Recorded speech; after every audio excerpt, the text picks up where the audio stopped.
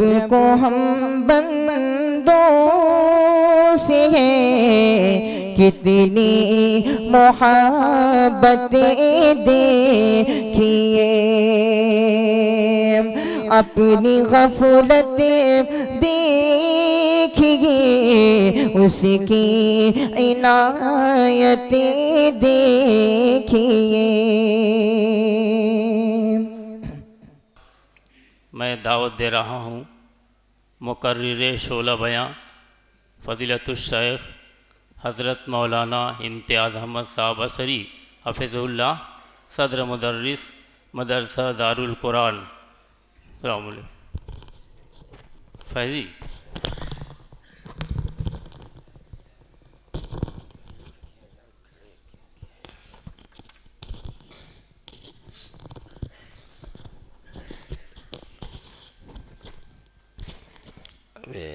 سب کا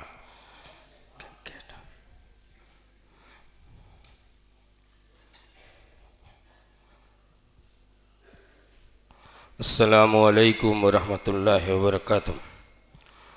الحمدللہ نحمدہ ونستعینہ ونستغفرہ ونعوذ باللہ من شرور انفسنا ومن سیئات اعمالنا، من يهده الله فلا مضل له ومن يضلل فلا هادي له، أشهد أن لا إله إلا الله وحده لا شريك له، وأشهد أن محمدا عبده ورسوله، أما بعد فإن خير الحديث كتاب الله، وخير الهدي هدي محمد صلى الله عليه وسلم، وشر الأمور محدثاتها، وكل محدثة بدعة، وكل بدعة ضلالة، وكل ضلالة في النار۔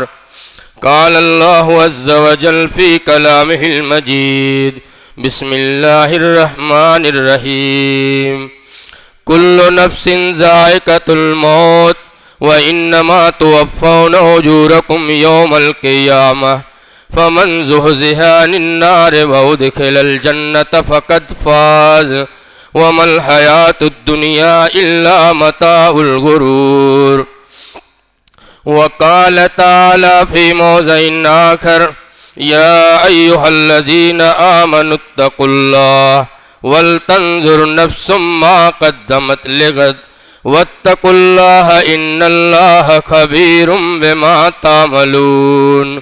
رب اشرح لي صدري ويسر لي أمري واحلل عقدة من لساني يفقهوا قولي، رب زدني علما سبحانك لا علم لنا إلا ما علمتنا إنك أنت العليم الحكيم۔ تمام قسم کی تعریفات اور حمد و ثنا وحدہ لا شریک خالق کائنات مالک ارض و سما کے لیے، لاکھوں کروڑوں درود و سلام نازل ہوں اللہ رب العالمین کے بھیجے گئے تمام انبیاء کرام پر، بالخصوص ہمارے آخری نبی رحمت للعالمین جناب محمد رسول اللہ صلی اللہ علیہ وآلہ وسلم پر۔ حمد و ثنا کے بعد قابل صدر اجلاس، قابل صد احترام استاد محترم جو آج کے اس جلسے کی صدارت فرما رہے ہیں اور اس جلسے کی جو نظامت بھی فرما رہے ہیں وہ بھی میرے استاد ہیں۔ مجھے یاد آ رہا ہے کہ ہم نے ان سے شرح الوقایہ پڑھی ہے۔ مولانا عبدالقدوس عصری حفظہ اللہ، اللہ تعالیٰ آپ لوگوں کی عمر میں اضافہ فرمائے، آمین، اور آپ لوگوں کو باصحت و عافیت رکھے۔ اسی طریقے سے عزیزم مولانا نیاز احمد صاحب فیضی ایک لمبا سفر کر کے آئے ہوئے ہیں، جن کا خطاب ہمارے بعد ہوگا انشاءاللہ العزیز۔ مایا ناز خطیب اور مقرر ہیں، میں تو اب مقرر کے لسٹ سے نکال دیا گیا، اب جلسوں کی صدارت کیا کرتا ہوں، انشاءاللہ ویسے آپ لوگوں نے یاد کیا ہے، ہمارے نوساد بھائی بنیا والے نے، اور صدر صاحب نے تو دعا دے ہی دیا ہے، لیکن میرے بھی دل میں یہ بات تھی کہ یہ بہت بڑی بات ہے کہ اس مادیت کے دور میں آپ اس دینی کام کے اندر لگے ہوئے ہیں، اور آپ کا اور آپ کے ساتھیوں کا یہ 32واں دینی و اصلاحی اجلاس عام ہے۔ گزارش یہ ہے کہ آپ بلا خوف لومت لائم اور بلا دکھاوا کے یہ کام اللہ کی رضا کے لیے، اللہ کی خوشنودی کے لیے کریے، کہ ہو سکتا ہے کہ اللہ تعالیٰ کو میری یہی ادا اور میرا یہی کام جو ہے کہ پسند آ جائے اور آخرت کا بیڑا پار ہو جائے۔ اور میری تقریر کا موضوع ہی ہے فکر آخرت۔ ہر آدمی کو اس بات کی فکر دامنگیر ہونی چاہیے کہ آخرت کا بیڑا کیسے پار ہوگا۔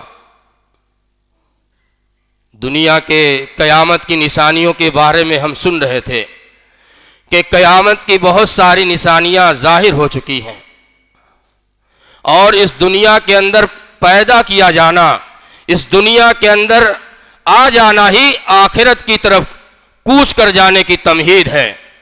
اس دنیا کے اندر جو آ گیا اس کو دنیا چھوڑ کر جانا ہے، اور قیامت بالکل قریب ہے۔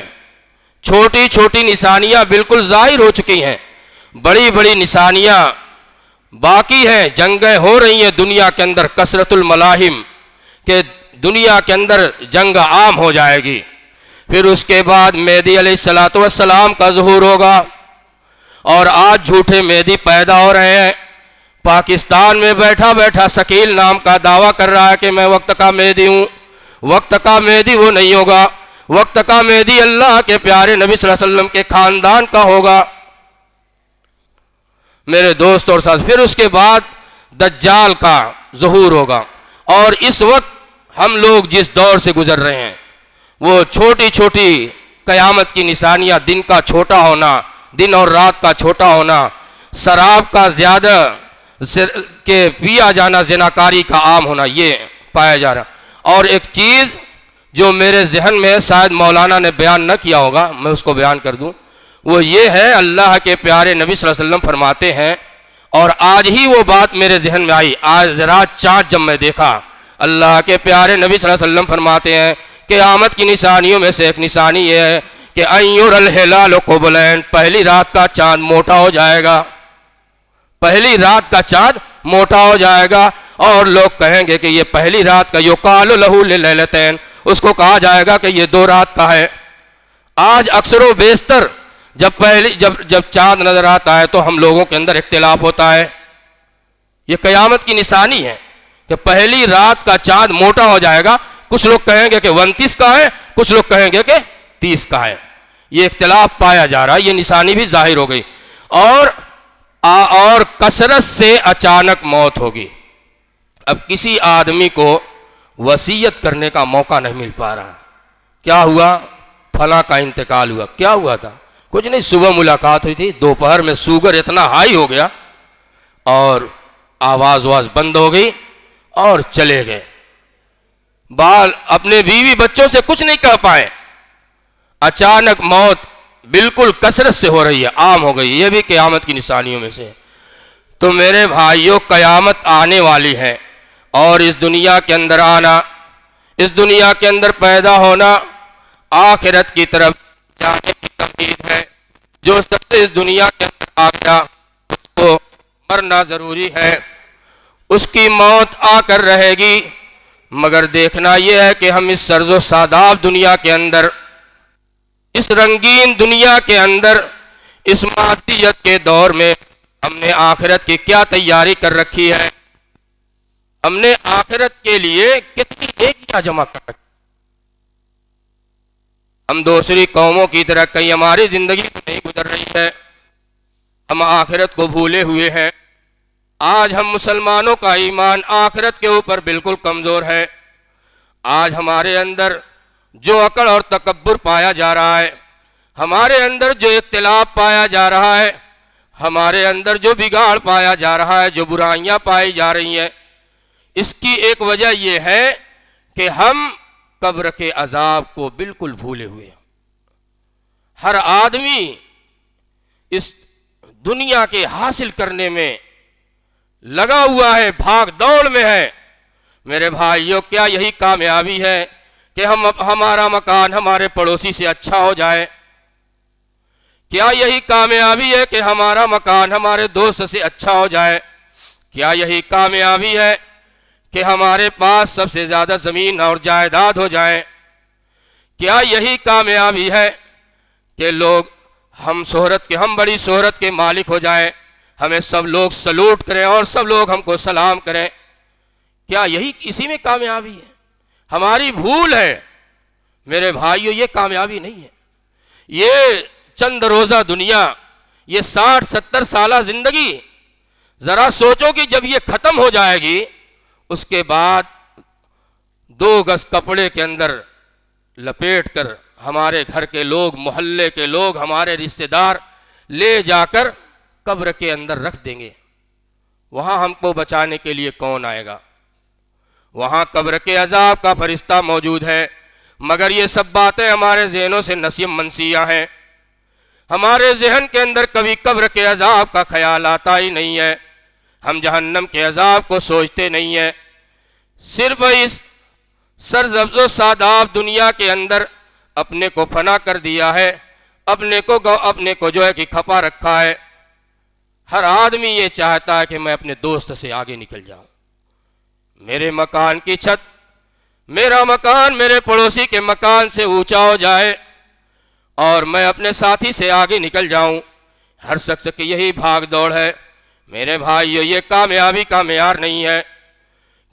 اور اسی بھاگ دوڑ کے اندر ہم اللہ کے ذکر سے غافل ہیں، ہم اللہ کی یاد سے غافل ہیں، ہم نماز سے غافل ہیں، ہم روزے سے غافل ہیں، ہم تلاوت قرآن سے غافل ہیں۔ مجھے بتاؤ، آج کے 25 سال پہلے جب ہم بچے تھے، ہمارے اسی گاؤں کا معمول تھا، ہمارے اسی گھر کا، ہمارے ہی گھر کا یہ معمول تھا، اسی گاؤں کا یہ دستور تھا کہ جو بھی بچہ صبح سویرے اٹھتا اور سیدھے بھاگ کر مسجد کے اوپر نہیں آتا اور وضو اور 2 رکعت فجر کی نماز نہیں پڑھتا، گھر لوٹتا اس کو چائے روٹی نصیب نہیں ہوتی تھی۔ علماء اکرام موجود ہیں میرے دوست اور ساتھیوں، مگر آج ہمارے نوجوانوں کی رات ہوتی ہے موبائل کے اوپر، صبح ہوتی ہے موبائل کے اوپر، رات کو سوتا ہے موبائل دیکھتے ہوئے، جگتا ہے تو اس کا ہاتھ جاتا ہے موبائل کے اوپر، جبکہ ہونا یہ چاہیے کہ جب رات کو وہ سونے جائے تو دائیں کروٹ سوئے، اس کی دائیں ہتھیلی دائیں رخسار کے نیچے رہے اور پڑھے اللہم بسمک اموت واحیا، اے اللہ میں تیرے نام پر مرتا ہوں۔ جب ہم سوتے ہیں تو ہمارے اعضاء و جوارح کام کرتے ہیں، ہمارا ہاتھ کام کرتا ہے، ہمارا ہاتھ کام نہیں کرتا، ہمارا پیر کام نہیں کرتا، ہم کسی کی آواز کو نہیں سنتے، ہم کچھ دیکھتے نہیں، ہم مردے کے حکم میں ہو جاتے ہیں۔ ہم کو یہ دعا پڑھنی چاہیے اللہم بسمک اموت واحیا، اور جب صبح بیدار ہو تو دعا پڑھنی چاہیے الحمدللہ الذی احیانا بعد ما اماتنا والیہ النشور، کہ تمام تعریفیں اس اللہ رب العالمین کے لیے جس نے ہم کو جو ہے کہ مرنے کے بعد دوبارہ زندہ کر دیا، والیہ النشور، اور اسی کی طرف لوٹ کر جانا۔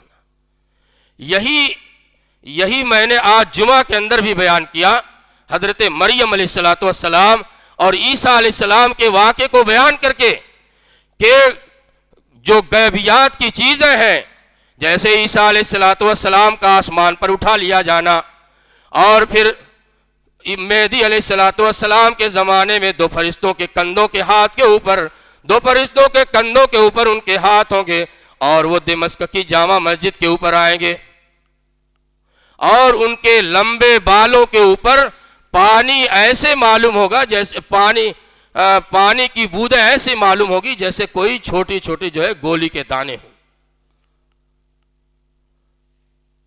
اور پھر عیسیٰ علیہ السلام سے دجال کی جو جنگ ہوگی، یا دجال عیسیٰ علیہ السلام کو دیکھتے ہی جیسے اس کی نظر پڑے گی وہ نمک کی طرف پگھل جائے گا، یہ قیامت کی بڑی بڑی نشانیاں ظاہر ہوں گی، مگر ہم لوگ دنیا کے اندر بالکل اپنے آپ کو لگا دیا۔ اللہ تعالیٰ نے اس دنیا کو رنگین بنایا، اللہ تعالیٰ نے اس دنیا کو سرسبز و شاداب بنایا، جیسا کہ ابھی پچھلی تقریر میں آپ لوگوں نے سنا۔ اللہ تبارک و تعالیٰ نے اس دنیا میں ہمیں کس لیے بھیجا ہے؟ اس دنیا کے اندر ہم کو پیدا کیا ہے دنیا حاصل کرنے کے لیے نہیں، اس لیے پیدا کیا ہے کہ اللہ رب العالمین دیکھنا چاہتا ہے کہ ہم کیسا عمل کرتے ہیں۔ اللہ رب العالمین ہمارے اعمال کو دیکھنا چاہتا ہے، ہم کتنا دنیا حاصل کر رہے ہیں اور کتنا آخرت کی فکر ہے، ہم کتنی نیکیاں کر رہے ہیں اور کتنی برائیاں کر رہے ہیں۔ میرے دوستو اور ساتھیو، اس دنیا کے اندر مسلمان اس طریقے سے اپنے آپ کو کھپا دیا ہے۔ ایک شاعر کہتا ہے کہ منہ اپنا دیکھ لیا آئینے میں، منہ اپنا دیکھ لیا آئینے میں، پر داغ نہ دیکھے سینے میں۔ کتنا گناہ کیا۔ صدر صاحب بیان کر رہے تھے عقل اور تکبر ہے، نکال دو عقل اور تکبر کو، رات کی تاریکیوں میں مصلی بچھاؤ، اللہ کے سامنے اپنی پیشانی اور اپنے ناک کو رگڑ دو اور کہے کہ اللہ رب العالمین میں تیرا سب سے کمتر اور سب سے حقیر بندہ ہوں۔ اللہ رب العالمین کے سامنے اپنی عبودیت کا اظہار کرو۔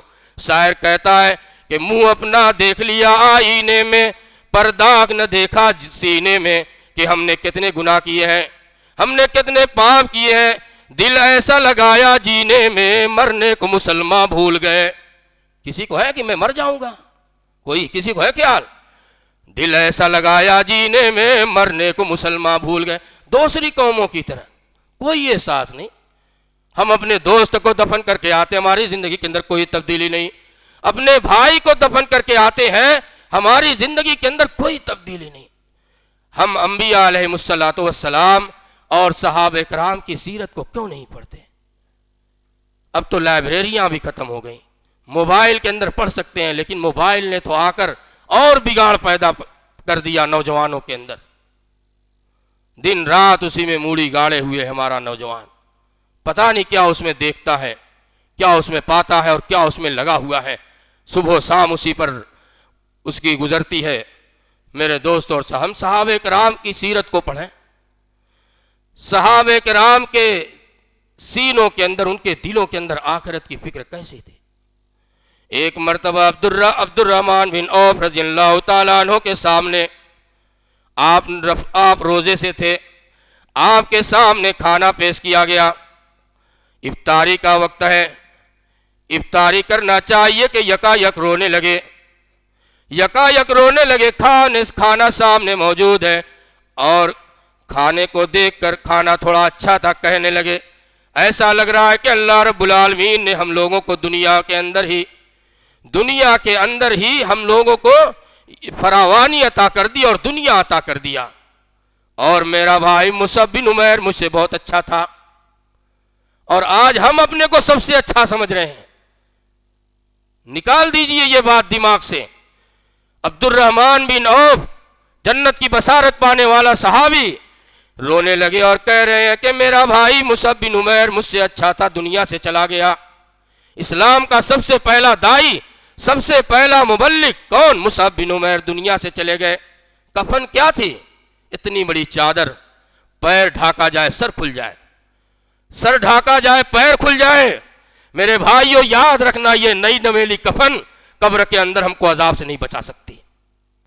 عمر بن خطاب نے کہا تھا کہ اپنے بیٹے عبداللہ سے کہا تھا کہ عبداللہ میری کفن کے لیے نیا کپڑا مت استعمال کرنا، جس کپڑے میں میں دنیا سے جاؤں اسی کپڑے مجھے دفن کر دینا۔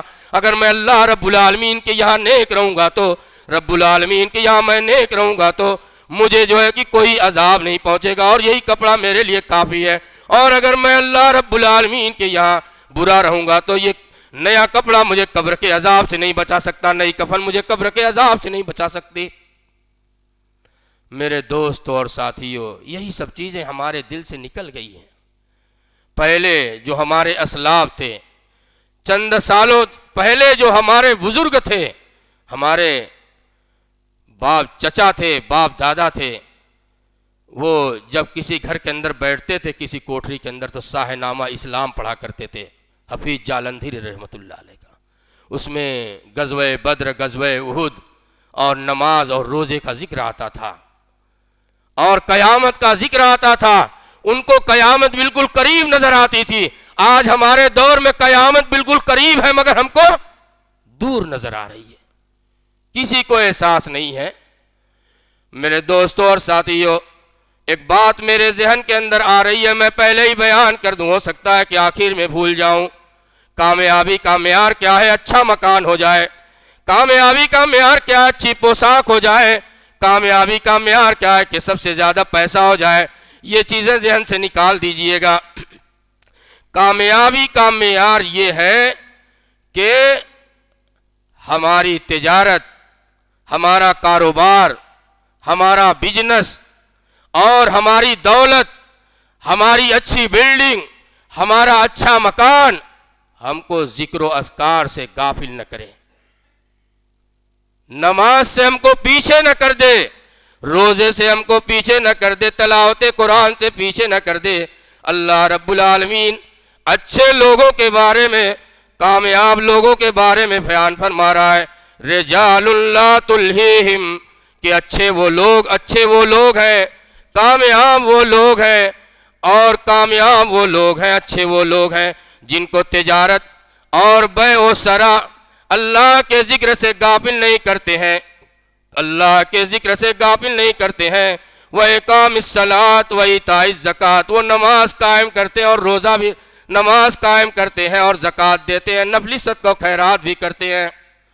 وَيَخَافُونَ يَوْمًا تَتَقَلَّبُ فِيهِ الْقُلُوبُ وَالْأَبْصَارُ، کان کھول کر سن لو، قیامت کا دن ایسا ہے کہ دل پھٹ جائے گا، دل الٹ پلٹ ہو جائے گا، آنکھیں پتھرا جائیں گی اور دیکھو گے کہ بغل میں بھائی ہے، بھائی نظر نہیں آئے گا، ابا جان مل جائے، ابا جان نظر نہیں آئیں گے، ماں مل جائے، ماں نظر نہیں آئے گی، کیونکہ قرآن نے فیصلہ کر دیا، اللہ رب العالمین نے قرآن میں فیصلہ سنا دیا ہے.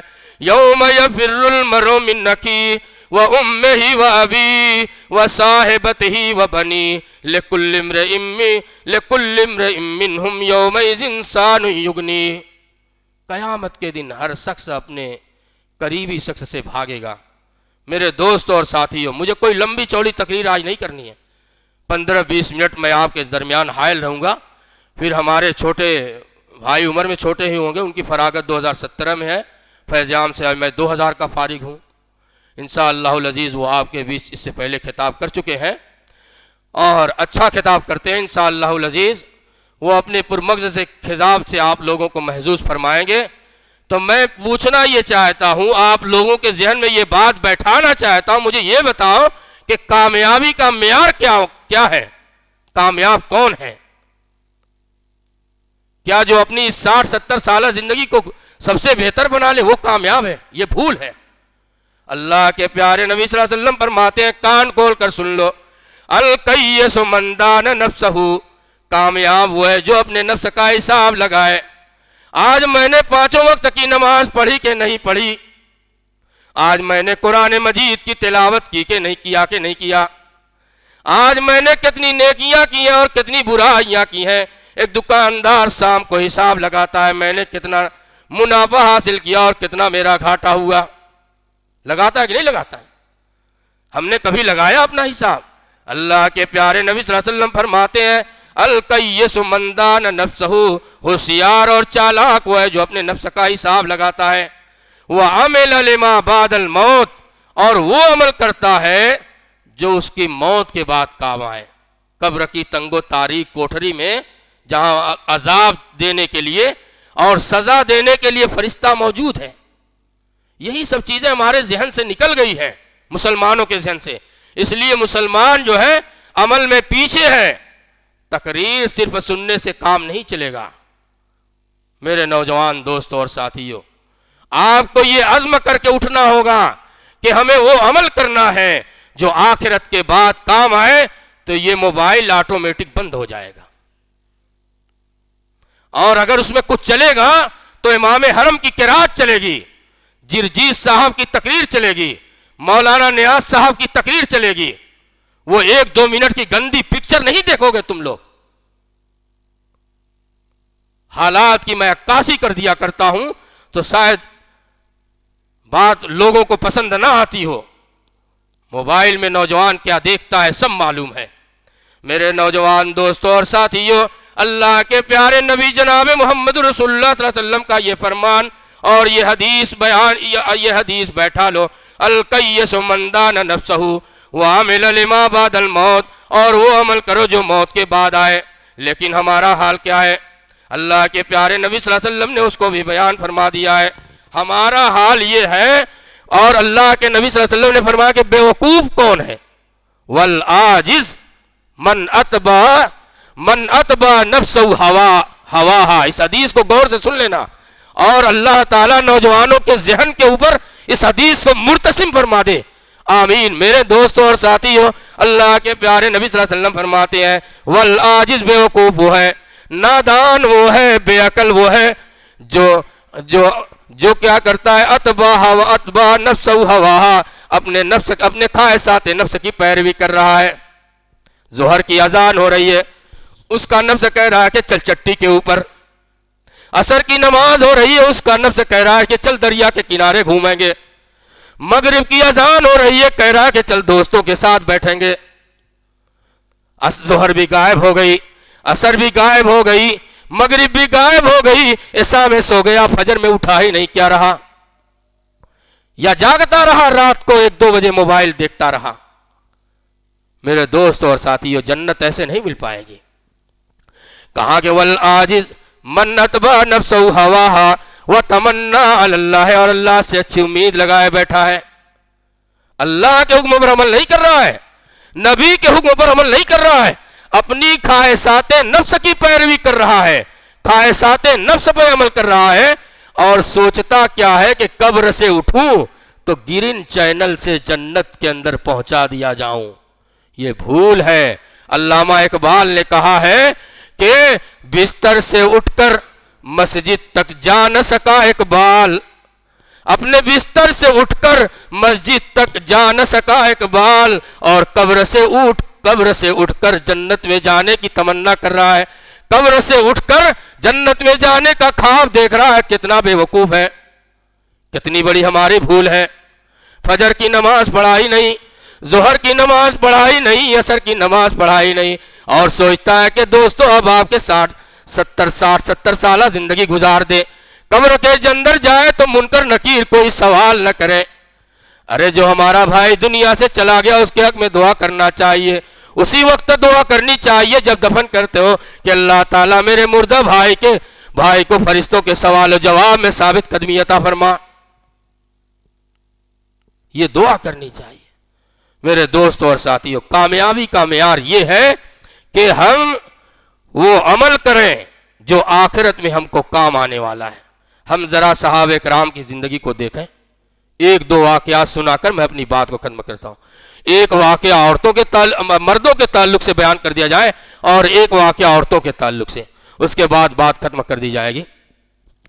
حضرت عثمان غنی رضی اللہ تعالیٰ عنہ کا نام آپ لوگوں نے پڑھا ہوگا اپنے درسی چھوٹی کتابوں کے اندر، چمن اسلام کے اندر، یا عربی جماعت میں پڑھنے والے بچوں نے اور تفصیل سے پڑھا ہوگا۔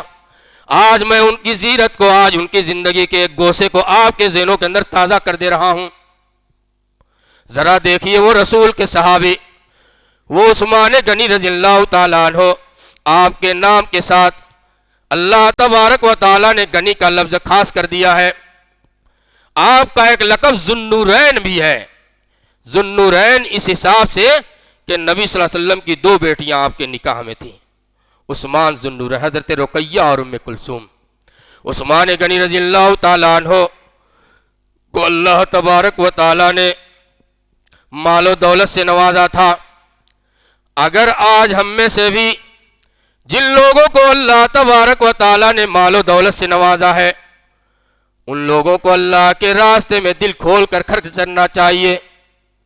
عثمان غنی رضی اللہ تعالیٰ عنہ کی سیرت کو پڑھنا چاہیے، اور جب اللہ کے راستے میں خرچ کرتے وقت دل ہمارا ہم کو کچوٹتا ہو کہ کیوں اٹھا کر اتنی رقم کسی غریب اور سائل کو دے رہے ہو، گھٹ جائے گی تو اور زیادہ خرچہ کیا کرو۔ عثمان غنی رضی اللہ تعالیٰ عنہ جب اللہ کے پیارے نبی جناب محمد رسول اللہ صلی اللہ علیہ وسلم کے ساتھ ہجرت کر کے مکہ مکرمہ سے مدینہ منورہ آئے، واقعہ لمبا ہے لیکن میں کوشش کروں گا کہ اختصار کے ساتھ بیان کروں۔ عمرو ابن العاص رضی اللہ تعالیٰ عنہ کا واقعہ بھی سامنے ہے، وقت رہا تو بیان کیا جائے گا۔ مکہ مکرمہ مدینہ منورہ آئے اور اس وقت مسلمانوں کی حالت اچھی نہیں تھی۔ مدینہ جو زمانے کا شہر تھا، اس کی صنعت کے اوپر، اس کی تجارت کے اوپر یہودیوں کا کنٹرول تھا۔ یہودی پوری طریقے سے قابض تھے، مسلمان نوکری اور ملازمت کرنے پر مجبور تھے، اور پورے مدینہ کے اندر پینے کا میٹھا پانی نہیں تھا۔ آج ہم کتنا میٹھا پانی پیتے ہیں اور خوب پانی گراتے ہیں، ایسا لگ رہا ہے کہ 2-4 سال کے اندر پانی کی کمی ہو جائے گی، ایسا لگ رہا ہے کہ 2-4 سال کے اندر پانی کی سطح اور نیچے چلی جائے گی، پانی کی ہم لوگوں کو قلت ہوگی، دقت و دشواری ہوگی۔ مدینہ کے اندر میٹھے پانی کا ایک ہی کنواں تھا جس کا نام ہے بیر رواں۔ اللہ کے پیارے نبی صلی اللہ علیہ وسلم کو معلوم ہوا وہ کنواں بھی یہودیوں کے قبضے میں تھا۔ اللہ کے پیارے نبی جناب محمد رسول اللہ صلی اللہ علیہ وسلم کو معلوم ہوا کہ یہودی اس کنویں کو بیچنا چاہتے ہیں۔ اللہ کے پیارے نبی صلی اللہ علیہ وسلم نے مکہ سے ہجرت کر کے آئے ہوئے مسلمانوں کو اور مدینہ کے انصار کو، مدینہ کے انصار پر دوہرا بوجھ تھا، ایک تو اپنے بال بچوں کا اور مکہ سے جو مسلمان ہجرت کر کے آئے تھے ان کو بھی دیکھنا تھا، ان کا بھی پیٹ پالنا تھا، ان کو بھی کھانا دینا تھا، دوہرا بوجھ تھا۔ اللہ کے پیارے نبی صلی اللہ علیہ وسلم صحابہ کرام کو جمع کرتے ہیں اور کہتے ہیں کہ میرے ساتھیوں، میں نے سنا ہے کہ یہودی بیر روما کو بیچنا چاہتے ہیں، اٹھو اللہ کی راہ میں قربانی پیش کرو، چندہ دو، اللہ کی راہ میں قربانی پیش کرو۔ پھر ایک بہت بڑی بات بیان فرمائی، کہا کہ میں اللہ کا نبی تم لوگوں سے یہ وعدہ کرتا ہوں کہ جو شخص اس کنویں کے خریدنے میں حصہ لے گا، جو شخص اس کنویں کے خریدنے میں قربانی پیش کرے گا، میں اللہ کا نبی قیامت کے دن حوض کوثر پر اپنے ہاتھ سے پانی پلاؤں گا۔ کسی کو معلوم ہے حوض کوثر کیا ہے؟ حوض کوثر کے بارے میں ہم جانتے ہی نہیں۔ قیامت کے دن پانی کی کوئی جگہ نہیں ہوگی، کہیں پانی نہیں ہوگا، ایک ہی جگہ ہوگی حوض کوثر، جہاں اللہ کے پیارے نبی صلی اللہ علیہ وسلم ہوں گے، وہیں ان لوگوں کو پانی پلایا جائے گا۔ جس کو پانی پلا دیا جائے گا 50 سال تک پیاس نہیں لگے گی، اور جس کو پانی نہیں پلایا جائے گا اس کی زبان کتے کی زبان کی طرف باہر ہوگی، وہ پیاس کی شدت سے جو ہے کہ چلا رہا ہوگا۔ کہا اللہ کے پیارے نبی صلی اللہ علیہ وسلم نے فرمایا کہ میں اس کو قیامت کے دن حوض کوثر پر اپنے ہاتھ سے پانی پلاؤں گا۔ تو کون کھڑا ہوتا ہے؟ عثمان غنی رضی اللہ تعالیٰ، کہتے ہیں اللہ کے نبی کسی سے ایک پیسہ لینے کی ضرورت نہیں ہے، تنہا عثمان اپنی جیب سے کنواں خریدے گا۔ عثمان غنی رضی اللہ تعالیٰ عنہ کی رقم سے کنواں خریدا گیا، عثمان غنی رضی اللہ تعالیٰ عنہ نے اس کنویں کو مسلمانوں کے لیے وقف کر دیا۔ تو ہم لوگوں کو بھی چاہیے کہ چپکے جو ہے نا سائل کے صدقہ و خیرات کرتے رہیں، اس نیت کے ساتھ کہ ہو سکتا ہے کہ یہی ادا اللہ تعالیٰ کو پسند آ جائے اور محبوب ہو جائے اور آخرت کی کامیابی نصیب ہو جائے۔ ایک بات مجھے اور یاد آ گئی، اسی طریقے سے جب ہم لوگ وضو بنائیں دن اور رات کی 24 گھڑیوں کے اندر، تو ہم لوگوں کو 2 رکعت نماز پڑھ لینی چاہیے۔ کیا کرنا چاہیے؟ 2 رکعت نماز پڑھ لینی چاہیے، اس نیت کے ساتھ کہ ہو سکتا ہے کہ یہی ہماری 2 رکعت ہماری یہی نماز اللہ رب العالمین کو پسند آ جائے اور قیامت کے دن مجھ کو کامیابی مل جائے۔ وضو کے بعد 2 رکعت، مگر ہم لوگ تو بھاگو دوڑ میں ایک دم پریشان ہیں۔ اللہ کے پیارے نبی صلی اللہ علیہ وسلم معراج کی سفر میں عثمان غنی رضی اللہ تعالیٰ عنہ کے واقعے کو جو ہے کہ چھوڑیے، ابھی بیان ہے، مجھے ایک بات یاد آ گئی۔ اللہ کے پیارے نبی صلی اللہ علیہ وسلم کو معراج کے سفر میں جب جنت کی سیر کرائی گئی اور آپ وہاں سے آئے، آپ کے آگے آگے جوتے اور کھڑاؤں کی آواز آپ نے سنا تھا جنت کے اندر۔ جب آپ واپس آئے تو حضرت بلال سے پوچھا کہ بلال مجھے تم یہ بتاؤ کہ تمہارا وہ کون سا عمل ہے جس کے ذریعے سے تم کو زیادہ امید ہے کہ تم جنت کے اندر چلے جاؤ گے؟ حضرت بلال رضی اللہ تعالیٰ نے فرمایا تھا کہ اللہ کے نبی میرے زندگی کے اندر مجھے کوئی ایسا عمل نظر نہیں آتا ہے کہ جس سے میں یہ امید کروں کہ میں جنت کے اندر چلا جاؤں گا، لیکن ایک بات ہے اللہ کے نبی، میں 24 گھنٹے کے اندر جب بھی وضو کرتا ہوں اس وضو سے کچھ نفلی نمازیں پڑھ لیتا ہوں، اور ایک روایت کے الفاظ ہیں کہ میں 2 رکعت نماز پڑھ لیتا ہوں۔ تو اللہ کے نبی پیارے نبی صلی اللہ علیہ وسلم نے فرمایا کہ اے بلال تمہارا یہی وہ عمل ہے جس کی وجہ سے مجھے جنت کے اندر میرے آگے آگے تیرے جوتے کی، تیرے کھڑاؤں کی آواز سنائے گی۔ یہ کتنا بڑا عمل ہے میرے دوستوں اور ساتھیوں۔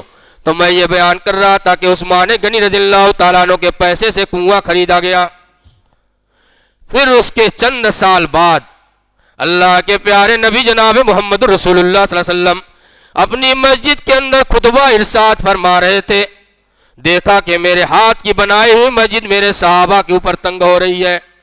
اللہ کے پیارے نبی صلی اللہ علیہ وسلم نے اسی خطبے کے اندر صحابہ سے اعلان کیا کہ اے میرے ساتھیوں، میں دیکھ رہا ہوں کہ یہ مسجد تم لوگوں کے اوپر تنگ ہو رہی ہے،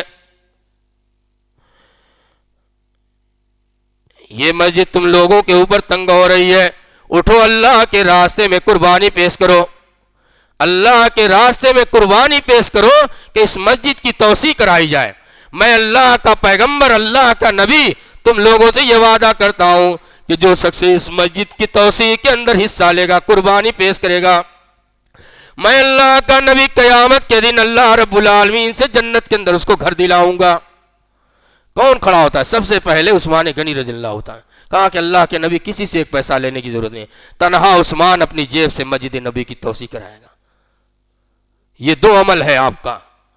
اگر پھر اس کے چند سال بعد غزوہ تبوک کا معاملہ پیش آیا، اور اللہ کے غزوہ تبوک اس زمانے کے حساب سے، تبوک یہ ایک جگہ کا نام ہے، اس زمانے کے حساب سے مدینہ سے دور تھا، کیونکہ اس طریقے سے تیز رفتار سواریاں نہیں تھیں، لوگ گھوڑے اور اونٹ کی پیٹھ پر سواری کیا کرتے تھے، مسلمانوں کی تعداد زیادہ ہو گئی تھی، سواریاں کم تھیں۔ اللہ کے پیارے نبی صلی اللہ علیہ وسلم صحابہ کو جمع کرتے ہیں اور اعلان کرتے ہیں کہ اے میرے صحابہ، تبوک یہاں سے دور ہے، اور سنو کون ہے جو اللہ کے راستے میں 100 اونٹ صدقہ خیرات کرتا ہے، میں اللہ کا نبی اس کو جنت کی بشارت دیتا ہوں۔ سب سے پہلے کون کھڑا ہوا؟ حضرت عثمان غنی رضی اللہ تعالیٰ عنہ۔ 7 مرتبہ آپ صلی اللہ علیہ وسلم نے اس دن یا اس مجلس میں اعلان فرمایا تھا، اور 7 مرتبہ کون کھڑے ہوئے تھے؟ عثمان غنی رضی اللہ تعالیٰ عنہ۔ اس واقعے کو ذہن کے اندر بیٹھا لو، نکلنے نہ پائے۔ میرے نوجوانوں، زندگی سنبھل جائے گی اور زندگی سنور جائے گی۔ 7 مرتبہ ایک مجلس میں نبی کی صادق المصدوق نبی اکرم جناب محمد رسول اللہ صلی اللہ علیہ وسلم کی زبان مبارکہ سے جنت کی بشارت پانے والا، اور اگر میں یہ کہوں علماء کی موجودگی میں تو بیجا نہ ہوگا کہ اس صحابی کے پاس نیکیوں کا انبار ہے، نیکیوں کا انبار تھا میرے دوستوں اور ساتھیوں۔ لیکن حدیث بتا رہی ہے کہ ان عثمان اذا وقف علی قبر، وہی عثمان جب کسی قبر کے پاس ٹھہرتے تھے، فبکا تو رو پڑتے تھے، حتی یبل لحیتہ، داڑھی تر ہو جایا کرتی تھی۔ قیل تذکر الجنت والنار فلا تبکی وتبکی من ھذا، کہا جاتا کہ عثمان آپ قبر کے گڈھے کو دیکھ کر اتنا روتے ہیں جتنا جنت اور جہنم کے ذکر سے نہیں روتے ہیں، جنت اور جہنم کا ذکر سن کر اتنا نہیں روتے ہیں جتنا قبر کے اس گڈھے کو دیکھ کر روتے ہیں۔ کبھی ہم کو احساس ہوتا ہے، کبھی ہمارے اوپر جھرجھری تاری ہوتی ہے، کبھی ہم کو احساس ہوتا ہے۔ تو کیا فرمایا تھا انہوں نے، عثمان غنی رضی اللہ تعالیٰ عنہ نے، کہ اللہ کے پیارے نبی صلی اللہ علیہ وسلم کی حدیث ہے، آپ کا فرمان ہے کہ ان القبر، یاد رکھنا، ان القبر اول منزل من منازل الاخرہ، قبر آخرت کی منزلوں میں سے پہلی منزل ہے۔ اگر اس سے نجات مل گئی تو اس کے بعد کی منزلیں اس سے کہیں زیادہ آسان ہوں گی، اور اگر اس سے نجات نہیں ملی تو اس کے بعد کی منزلیں اس سے کہیں زیادہ سخت ہو جائیں گی۔ میرے دوستوں اور ساتھیوں، اللہ رب العالمین سے دعا ہے کہ اللہ رب العالمین ہمارے دلوں کے اندر آخرت کی فکر پیدا فرما دے، آمین۔ اللہ رب العالمین ہمارے ایمان کو پختہ اور مضبوط کر دے، اور ہمارے دلوں کے اندر آخرت کی فکر پیدا فرما دے، ہم لوگوں کو نیک عمل کرنے کی توفیق عطا فرما، آمین۔ والسلام علیکم ورحمۃ اللہ وبرکاتہ۔